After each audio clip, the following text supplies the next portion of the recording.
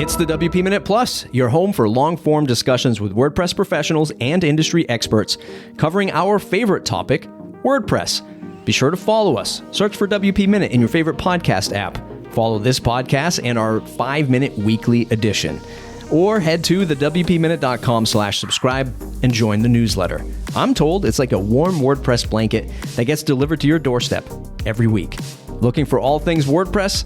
The WP Minute has you covered. Are you looking for a place to hang out with other WordPress professionals?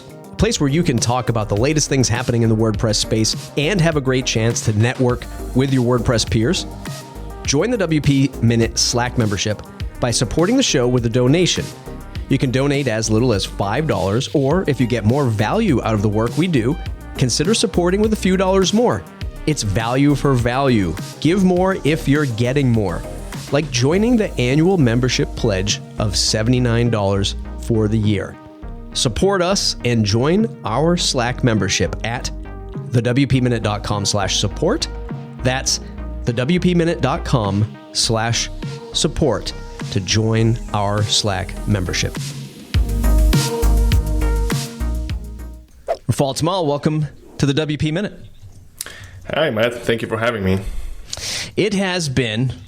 Hold on. Rafal Tomal, Matt Report. This is how prepared I am as an interviewer. Matt Report on May 15th, 2013. Yeah. Almost 11 years ago. And my God, I'm looking at the YouTube channel thumbnail. You look exactly the same. I look... I had more hair older. Back then. That's probably because what? Because you became a father, right? Since that time? Yeah, that's true. Yeah, I have 2 kids now. So, and my son especially, now I always laugh that he took all my hair. He has head full of hair now, and it's, kids can get all your hair away from you. The subline in our interview back then in 2013 was what it's like designing WordPress themes at Copyblogger. Obviously, some time ago, Copyblogger, StudioPress, the acquisition WP Engine. After that, you, I think, chilled for a little while after that was done. And then you started an agency. Is that what you've been up to before we get into Rockbase? Yeah, so when I left StudioPress, I wanted to take a little step back. I was so close, to designing and developing websites for so long. And I was like a one-man shop always. Like I designed and developed websites at the same time. As I started my career as a developer, then I learned to design. But that was kind of a curse. I could do both. So everyone took advantage of that. If I design something, you can now develop it. And I actually like the process because I have full control over the whole process. I could develop it exactly as I wanted, right? So that was great. And I wanted to take a step back. When I left StudioPress, I thought I was a little overwhelmed with development. There was so many new modern tools, modern ways to code, and it was just too much to learn. And I was always more passionate with design, and I wanted to focus only on design. And with the rise of all the new design tools like Figma, Sketch, I think when I left StudioPress, I switched to Sketch from Photoshop, which was a big step. And I noticed wow, Sketch now is so much better. It works now more like code because you can have color styles, text styles, connect everything, right? And then I switched to Figma, and I noticed that I can design almost how I code. I can still create my designs here, and I don't even have to code. If I need to code, I can outsource that to someone else. And I had so many clients that asking me just for design. Not too many people require even develop those websites. So that was my sweet spot. I would just focus on design, stay there, learn more about design, and see what clients I can work with. I loved working one-on-one with some big companies. We designed great websites. I had a chance to work with people like James Clear, Pat Flynn, Lewis House, and work with them and their teams on their websites. So that was a great experience. Yeah, and so that's how this whole agency studio started. Why do you think most of them were just looking for design? Is it because they were bigger brands, they had developers in-house, they were taking your designs and just giving them to someone else, or they were doing it themselves? What was the inkling to have you just do design? I think the whole industry grew to the place where they understood the process, that there's a design step and there's development step. It doesn't have to be like one person doing it all, or even one team or one company. So they knew me as a designer, and a lot of those companies, that's true, they had developer on their teams. So it was easier for them to get design from someone, right? Even from the outside the company. And if they had developers on staff, they could code this website and then maintain the website internally without outsourcing that anymore. And I think that's a good process. Like, you don't need a designer all the time. If the website is designed well and correctly, and if it's developed correctly, then you can get the design, just the concept, and then you can develop the rest of the website using just developers. And like WordPress, for example, now with all the blocks, you have so much flexibility that we didn't have back then. So now you can code a website almost like its own design system and then use it going forward. Most folks might go from freelancing, which I think you did many, many years ago, and then go into product, stay in product, never go back to client services. I'm looking for two stories, both, silver lining and stuff that was a little bit harder. What was it like going back into the consulting / agency space? What was delightful for you? And maybe what was, oh my God, not this again for you when you got back into agency space?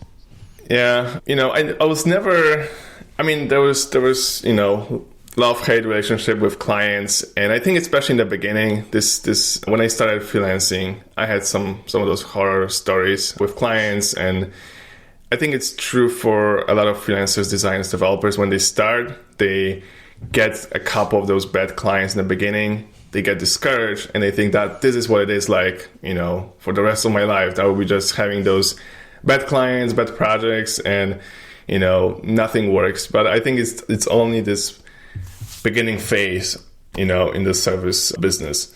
As you grow, and, when I left StudioPress, I noticed that all the clients I had, they were amazing people. They valued my design, they valued my work.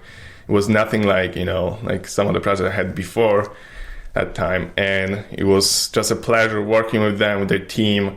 Didn't have any problems. And, I loved working on being creative, like in product space. You create a product and you slowly also start turning into a job. You start maintaining this product, adding new versions, tweaking the product, customer support, all that stuff. That there's a lot of things in product space that you might want to hate after some time doing this too, right? So it was great that I could just focus on my work, be creative, design what I wanted to design, pass it over to someone else, and not to worry about this anymore. Like, I could now shift my focus to something else. And I love being this creative phase of the project is my favorite phase. So whenever I could jump from one product to another, just do the creative phase, and I can forget about this. That was maybe I needed that at that time, that being more creative and just going with the flow and create as much as I could. And I still love doing this. Now with this in our studio, we don't focus on looking for clients that much. And you can probably tell, we don't advertise. I don't even update our portfolio that much. We have so many new projects that I could show in our portfolio in the last 2-3 years. But I'm more picky about the clients I want to work with. It's usually the clients that come to us from referral from someone else. They know me. We go, we chat for a while. I want to also interview the clients, see if the client's a good fit to what we do. And, just pick the clients, pick the projects we like working with that match what we do. And that works very, very well when you do services. You mentioned that the industry might have leveled up a little bit now, right? Thank God, years into this whole web design world, customers, hopefully the more educated customers are going, okay, like I understand the process. It doesn't happen instantly. There's an investment here. There's phases to this: design, development, quality assurance, launching, support. Like there's this whole wheel to this discovery, which is huge. One of the things that I think a lot of people are concerned with, especially when we zoom out and look at the landscape of technology available, WordPress is getting better. Rockbase is attributing to that. I'm digging into Webflow because I'm doing a Webflow versus WordPress live stream with a wonderful chap from the UK later this week. You start looking at those tools. You start looking at all these other builder and no-code tools, and people might go say, my God, does a client even need at AI? We haven't even talked about that. Will a client need design services or development services when these tools are getting more powerful, more encompassing? Have you seen a shift in maybe price point, expectations when it comes to dealing with customers in the years you've been doing this now since leaving Copyblogger? Yeah, I think it's all changing for sure. As we have now more AI tools and tools like WordPress and Webflow that allow other people that are not developers to create very advanced layouts and custom like websites, right? Like something that was impossible a couple years ago. Now it's all possible. Like you can just click and generate a fully working website that looks beautiful, looks custom, right? But I think the space, the industry is growing too. Like the need is growing too, right? As you start having more and more those tools that provide solutions for small websites and the generated websites, there's also on the other side of the spectrum a need for more, custom website that have real people working on it, designers and developers. So that's where we are, right? And I think maybe we don't see a big change in our case because we always work with companies and people who wanted to work with real people and have that fully custom service. Versus, small, maybe studios, agencies that worked with, like created customized versions of WordPress themes or had those small websites. Maybe they could see a difference, but on the other hand, they can start using those tools as well, right? So they can leverage those tools probably better than what we can do with them. Like I can generate a design with AI because, they wouldn't match requirements that my clients have for their projects, right? But if we had on a Rockbase side, we're planning to introduce some smaller services like customizations of Rockbase. So we install Rockbase and customize it for you. That's probably a space where we can start using some AI and make it very cost effective for clients so they can still get, nice looking website. And if they're at this beginning phase of their business, I don't think they, and I'm probably shouldn't say that, but a lot of people don't need a fully custom design. Don't need to hire us, right? If you're starting a podcast, you don't have any, income from it. You don't want to spend $20,000 on a brand new custom design website, right? Because you're just starting the startup. So that's where the WordPress theme is great. That's where you can generate, some contents, generate some images, maybe even generate the whole podcast cover. Once you pass through certain level and you outgrow all of that and you're looking at something else and what got you there won't get you there, so you need to grow a little bit bigger and then can hire agency or studio like us and create a fully custom experience and other stuff. And one thing is to remember that when you hire studio or agency, you're not just hiring them for the end product just to get this final design, but you hire for the whole service, right? And that's something I realized in my work, that most of people, they expect a great service, customer service, not only the final product. So it's all about the communication, right? What we can do for the client from the first contact when they reach out to us, when we walk them through the whole process to the end of this project. And that's what they're usually paying for. They're paying for this whole service when we help them navigate them through this process, right? Yeah, God, I was just thinking, I was having flashbacks of running my agency, which is the time that you and I last recorded an interview. And I remember back then, people would just come to you they would print out a screenshot of like a website and be like, hey, this is what I want you to build. Maybe the more savvy ones would find a theme on ThemeForest, let's say, and then show that and be like, hey, this is really what I want. I can't even imagine these days where a customer might come to you with like an AI generated layout and be like, hey, I've already done it. Just take it and finish it off. And I'd be like, wait, whoa, what are you talking about here? This is not how this whole process works. So the education and the issues, what we struggled with in the past of like education and informing a customer of a complete end-to-end service when you're hiring us, not just that final product, is something that I think a lot of WordPress professionals who have only come into WordPress recently, and by recently, I mean in the last, 5-ish years, where all they might know is Gutenberg Page Builder, Elementor, Beaver Builder, and they might think that, there's no value in understanding all of it because I got this tool. Then they don't even talk to their customer about it. And then there's a disconnect of value and purpose and education. No real question there. Just a bit of a statement of just analyzing things 10 years later are the same with educating our customers, regardless if you're starting with a theme or starting from scratch, somewhere in between. It's still an issue, I think. Yeah. We have a lot of clients that come to us and I advise them to go ahead and use a theme or, I don't recommend using page builders, but I often tell them you don't need custom design, you need a theme. Because I feel like you're just one person, you know enough about development and design, you are kind of website this builder, right, yourself. So you'll figure this out and you don't have a huge budget. So go ahead and use some of those themes, use some of those tools. And I even recommend use this AI to generate an image for your website and come back to us when you are ready to fully custom service, right? Or if you need our help. I think it's all growing. It's all also about education too.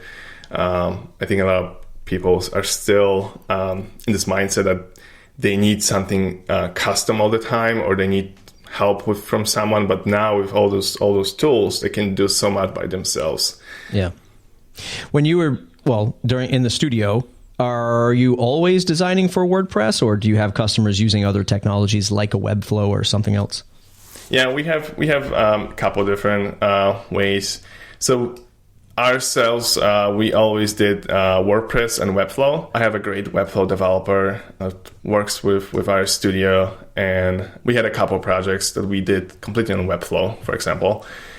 And it was great. It was comparing Webflow to WordPress, right? I think developing on Webflow, very custom websites, very advanced, beautiful websites, is cheaper than developing on WordPress. So we could get a very great looking website very fast. The problem was when we needed to customize this a bit more or add something later, or the client had, suddenly had a podcast or a product and wanted to extend the functionality of the website.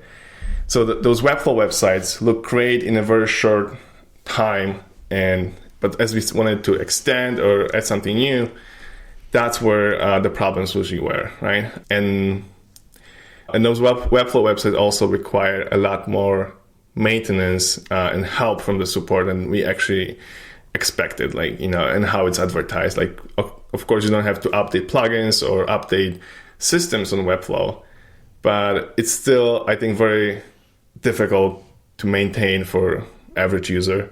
If you don't know, if you're not a trained Webflow designer developer, it's very hard to do anything there. You can change the text and maybe replace the images, but there's nothing like in WordPress where you can place a section, move it around on your page, right? You need to know your way around Webflow UI to really do this. And it looks more advanced and more complicated than even Figma. So I think that's the problem there. Yeah, this is good ammunition for my Webflow versus WordPress live stream later today. And it's true, there's a big debate. Again, we're sort of segueing into our discussion around, where WordPress is at, where it's come from, where it's at. I mean, my God, you were around one of the first air quotes, page builder tools. I mean, it wasn't drag and drop. It was, short codes and function files and stuff like that. Of course, ACF.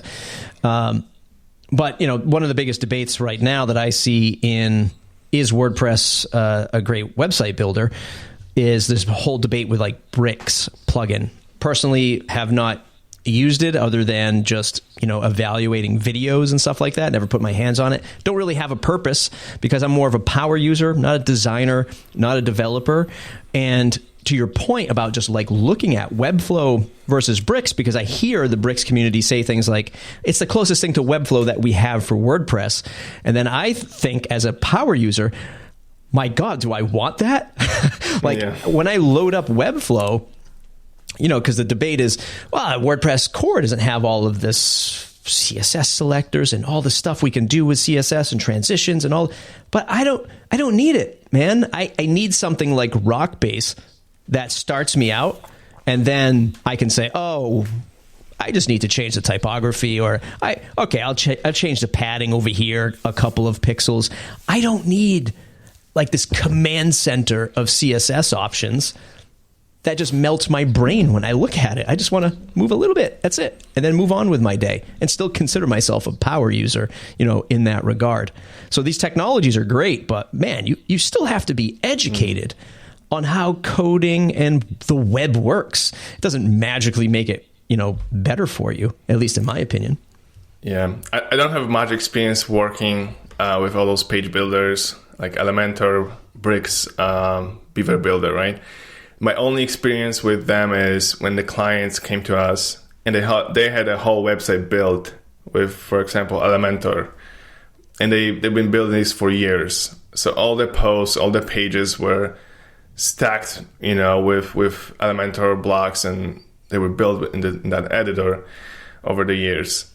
And like I said, like you might want to start, in the beginning, and that's the right tool back then because you don't want to spend that much money on custom development. But after some time, you're going to outgrow this, and then the problem is when, like from Elementor or others, when you wanted to switch back, or we did a whole website, and now we had clients that wanted to switch back to like core WordPress. It was almost impossible to like switch back, right? Because when you turn off the Elementor, almost nothing was there, or everything was using those short codes, and it was a huge mess. So we had to like hire some people that manually copy and pasted content, clean up, formatted all that content back to WordPress Gutenberg editor.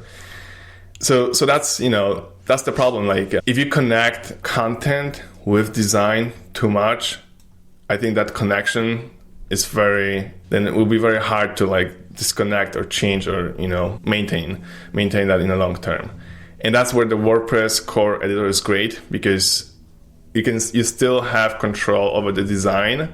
You can still like add those blocks, right? Use the editor, still have some tools, but the content remains content. Like you can copy the whole section from one website, block editor, paste to another WordPress website, and it will copy the entire content block by block, the whole markup you can copy from one site to another. So it's still like the content is almost independent from all those design settings and tools, and it's just up to the theme how it's displayed differently, right? So what we're trying to do in Rockbase is like not to reinvent any functionality, anything that you wouldn't be able to take with you to another theme when you migrate, or if you come from another theme to Rockbase. So you could still copy all those patterns back to Rockbase. And I think we're trying to stick like to everything that is in WordPress core editor, and whatever they introduce when it comes to design settings. And I think everything else is up to plugins. If you want to have animations, install a plugin that helps with animations, so you can animate those blocks. Now you can change the theme. Those animations will remain because that's from the plugin. If you want to have any custom blocks, any other custom features, they also should all come from the plugin, because then you can change the theme to anything you want, and all that functionality will remain from the plugins, right? So I think that's the right way going forward. And with the new editor, there's another risk We went that route with classic themes when they started adding more custom functionality into the themes. And with the block editor, it's so simple, so easy for us to like add something new and cool that will make our theme look, unique and different. But I think the problem will be if people want us to switch, change, and anything that will happen in the future, it's better to stay as close to the core and the standard WordPress way as possible.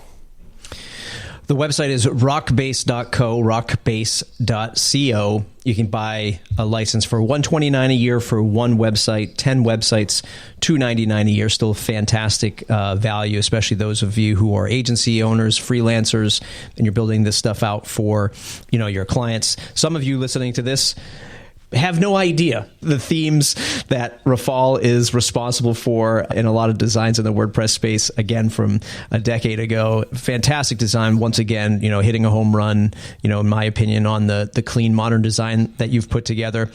I'm interested to learn why you called playbooks and not child themes.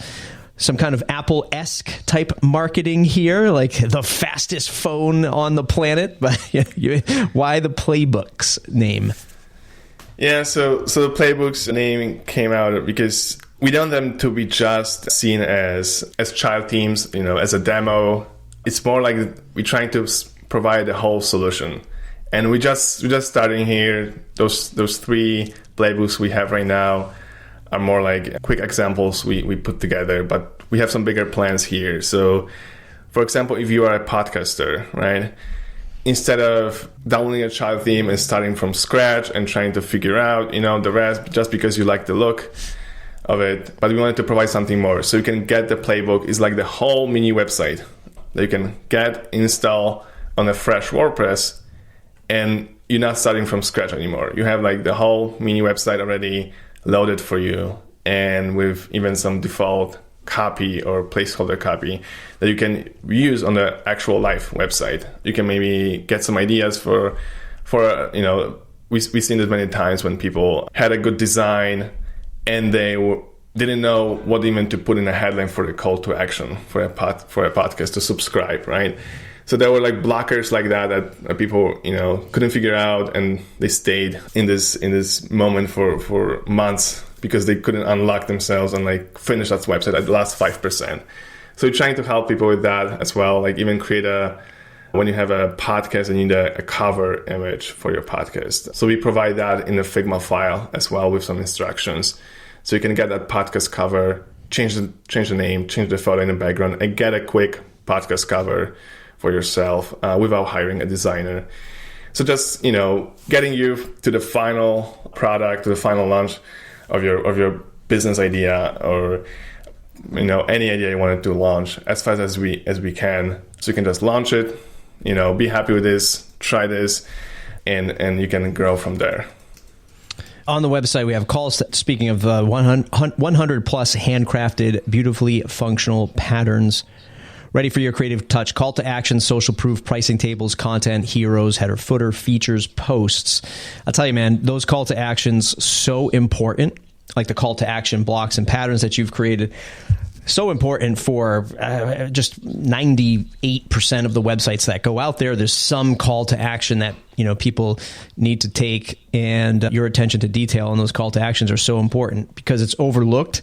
And when anybody launches their website, a couple months goes by and they're just like, oh man, this isn't working for me. No matter what their business is, like the business might not be working for them. I'm not getting enough sales, not getting enough email signups. People don't realize that they can donate over here. These are the things, these are the elements that you've created a variety for, allow people to mix and match. I've been building it out on my podcast setup newsletter that I run, which is hosted on WordPress.com. Haven't run into any issues running in the WordPress.com environment, and just a delightful experience, building with Rockbase. When you zoom out and evaluate where the site editor is at and where blocks and patterns are at in WordPress, what do you think is maybe the missing piece for you as an experienced designer and now a new re-entering product maker back into the WordPress space? What do you think's missing, and what are you hopeful for to make the experience better? Yeah, so I can tell you what I'm hopeful for. I'm hopeful. My hope is that WordPress editor won't become another Webflow. I hope they won't go that route, and I don't think they will. And I'll be very disappointed if they did. I want WordPress to stay. When it comes to like design settings, I'm scared that people force this on WordPress developers to add more design settings, add all those little bars that can scroll and adjust the sizing and everything like you had in Elementor and other page builders. And I don't think we want that in the WordPress editor. If there is a need for extended functionality like that, that could come from a plugin, but the core should remain as simple as possible. Just, enough so you can add those blocks, edit them just from a average user perspective, right? Maybe if there is a need for more advanced options in editor, there should be another level of editor. We also have like a designer, for example, that would open up all those options, and then you can switch back to editor when you see only enough of those settings. So that's my hope that WordPress will go with, and what I'm expecting is like just better user experience.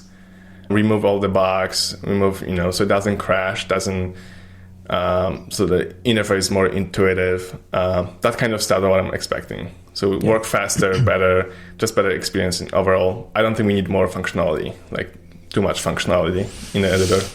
Yeah, that stuff just gets in the way, and there are times, where I'm using, another theme for a couple other projects that I'm on. It's a, what I'll call like a feature theme. It's got tons of stuff in it. Great, no issues with the theme itself. But there's a nonprofit site that I work on that I volunteer for. And I happen to use this theme there. And I'm not in that site every single day. And then when I have to go and update something, it's just about, where do I have to go find that again? Where is that? And then it's all this other stuff that's presented to me, like other patterns, templates, blah, all this stuff. I just got to get to that one thing that I know should be right there. And it's just when you're in the middle of life, all of those options can just get in the way from getting to the point, which is, I just need to make this one update, man. Why do I got to wait for this stuff to load? Why do I got to see all these buttons? Just let me update this thing, save and go. But I also get the argument from a lot of people now who only know building WordPress in Elementor, Bricks, Divi, because that's how they learned. Whereas I learned with your products years ago, CSS file, functions PHP file, and I, make template files with PHP, and I would hack these things together. I'm like, I created a website. I need to change something that Rafal designed. I go into style.css. I change this color line, and I'm off, right? And I'm off, and I hit deploy, and I'm good. And it's a different mindset these days because these tools have improved to make the user experience better, but then also the developers out there are like, add more stuff, which I can see both sides of the argument, of course. Yeah, and I think WordPress is doing a pretty good job right now with this because they keep adding some of the features, some of those settings, but they are hidden by default. Like you have to turn them on and go to this advanced mode, or turn on some of those positioning or margins paddings. Like they can be hidden by default. And what we also did when we develop a website for a client, we could hide some of those advanced features in the code, in a plugin or in a theme code, so the client wouldn't see some of those or wouldn't mess with paddings and margins, right? Because we wanted to provide at the end of the day great experience for our customers when we develop the website, either on a theme or it's fully custom website. We give that website to someone else to manage and to maintain. And those people are usually not developers or designers, not even very experienced WordPress users. And I want just to give them 1-2 hours of training so they can build and design and edit those pages by themselves using our pre-designed sections and patterns and all of that. So I think that works great right now, and I hope it will stay this way. I'm not, obviously, I've said this countless times, and you know this. I'm not a developer. Friend of the show, Brian Cords, I just saw him tweeting about this yesterday or the day before, that whenever you're developing a block or a pattern, I guess, and I'm curious to get your take on this if you've experienced it, but he says that everything's great with, the HTML, JavaScript side of it, maybe the CSS side of it, but as soon as you need a block to do something, it's back to PHP, and now that sort of just like breaks the whole workflow experience. What's your take on developing blocks and patterns? Has that been a particular roadblock for you? No pun intended, but how has that experience been, like developing these features, which maybe would have lived in a plugin years ago, but are now just in blocks? Any take on that?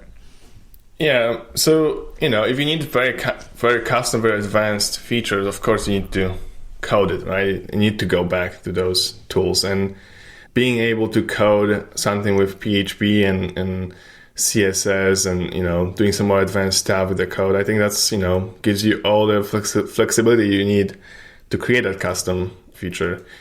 And I like that you can even get some plugins that come with new blocks, right? And you can use those blocks, you can put together some patterns and save those patterns, and then you can reuse them, over and over again too. So it's not like, for example, like in Rockbase, there are no custom blocks at all. Like everything we did in Rockbase, all the sections are built with just the standard WordPress blocks. And you can build a whole website, right, with this. Some people would say that's impossible, Rafal. There's no way you could do that. Yeah, so you can leverage, just the standard WordPress blocks to the point where you can build very advanced layouts, all those display the content you need. It's just the way how you put them together and lay them out, right? And if you need we have a contact page, right? We can still, if you need a contact form, we leave a placeholder. That's where you place a block with contact form, right? So you can still use any plugin you want for contact forms. Or if you don't want a contact form, maybe you want a button to click and call you or something, right? Or you use a savvy call embed form. So you can use then whatever you want, right, inside that. So it's not like you need to have a whole section designed and with this particular contact form in place. So I think it's still just thinking about now WordPress themes more as systems, and all those little elements that are like independent small apps that are inside those sections, right? So the section is just a form, and you can place there anything you want. If you need a custom feature, I think it's great that you can create a custom block with PHP and create it whatever you want. Again, the website is rockbase.co. I really am interested to see how you scale the back end of supporting community, doing something I've never seen done in a WordPress product before, which is, I assume this is Circle, right? Yeah. That we're using in the back end. Circle, more of a community membership platform, but you're using it to deliver the support community and like the files and stuff. You can get the Rockbase theme, a Figma design kit for you design aficionados out there, a bunch of design assets, including graphic templates, and a Rockbase icon pack. And then you have the different playbooks that folks can download. How's that experience going so far using Circle for all of this stuff? Yeah, it's great. It was our idea from the beginning. We wanted to even create like a community for WordPress users before Rockbase idea came to us. But now I see the whole benefit of, because if we just had like a payment gateway where you can buy Rockbase, download this, and we had only support for them, we would miss so much feedback from our users, right? Like, you could probably see that in Circle. When people introduce themselves, we give them a chance to introduce themselves, tell us about their problems, where they're coming from, so we can hear what kind of experience they have. So we gather all that information, and in the Rockbase, in our chat channel, like, people can drop any ideas, any thoughts, any comments they have. So we're learning from our users this way a lot more, and especially that now it's like still very early in a full site editor world. So we want to learn from our users what they need, what they are expecting. We should create more patterns. We should create more like a system so people can use that as more like a wireframed version of Rockbase that, and if we have more developers that wanted to leverage Rockbase and build on top of that. So we're trying to learn from users and see which way to go from here. And I can tell you that we have some plans now how we wanted to expand Rockbase from here, because we don't want to like overload the theme with all the patterns, all those sections too.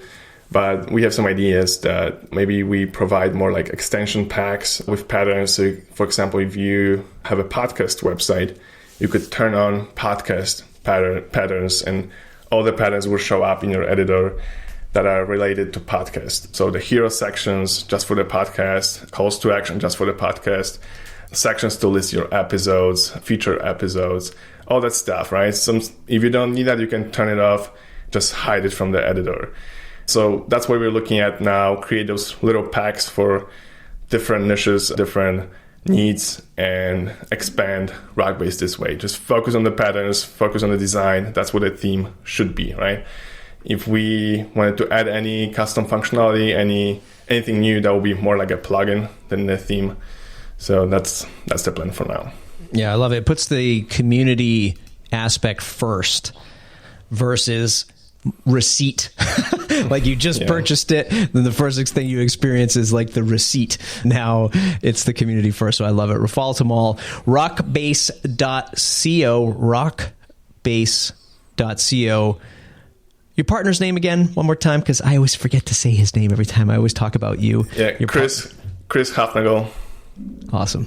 You and Chris doing some great work. Again, folks, check it out. If you've seen Rafal's work before, how haven't you? If you've been in the space for a few years like us, check it out at rockbase.co. Rafal, thanks for hanging out today. Thank you. That's it for today's episode. Get the weekly newsletter at thewpminute.com/subscribe. Want to support the show and join a Slack group filled with WordPress professionals like you? Talk about the news, share your WordPress business content, and network with others. Head to thewpminute.com/support and get access to our group. Support the show for as little as $5 or more if you feel we provided more value. Thanks to our pillar sponsors, Pressable, Bluehost, and OmniSend. Thanks to our Foundation Plus sponsors, WP World, Image SEO, and Hostinger. Thanks to all of our annual supporting members and you, the listener. Without your support, the WP Minute wouldn't be possible. Thanks for listening. We'll see you next week.